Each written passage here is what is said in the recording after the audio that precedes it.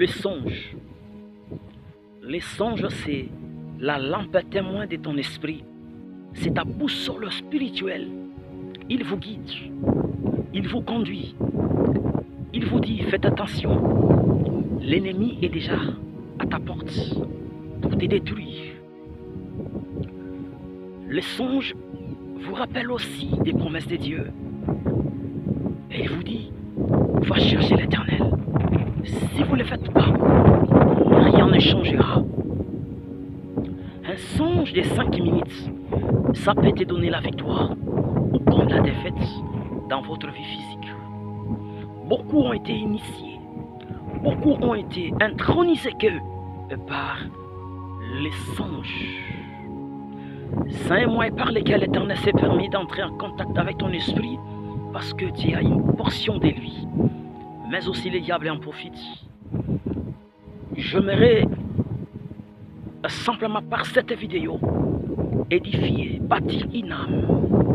Je suis trop sûr que tu as déjà fait un rêve ou un songe parce que le songe n'est pas chrétien. Tu peux le faire. Laissez-moi te situer maintenant. Lorsqu'il y a des rêves ou des songes, des relations sexuelles, cela vous dit ta vie est déjà hypothéquée. Imaginez-vous lorsque tu couches avec un démon, peux-tu réussir sur la terre, sur cette vie physique? Je ne crois pas. Le songe en caractère de repas, tu manges souvent, cela parle d'un esprit de contrôle. Sur une réalité physique, ta vie sera déconnectée des opportunités et des relations. Ta vie sera dans l'abandon.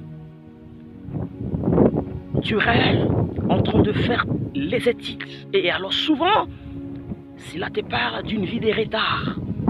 Tu as quitté cette parcelle familiale, tu te retrouves même avec deux amis ou des gens du quartier que tu as quitté très longtemps.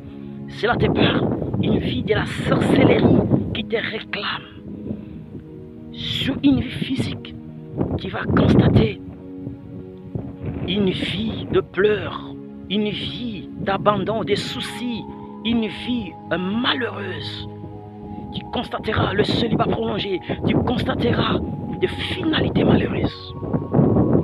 Job chapitre 33, le verset 14, l'Éternel parle cependant tantôt d'une manière et tantôt d'une autre. Je prie pour toi que ton esprit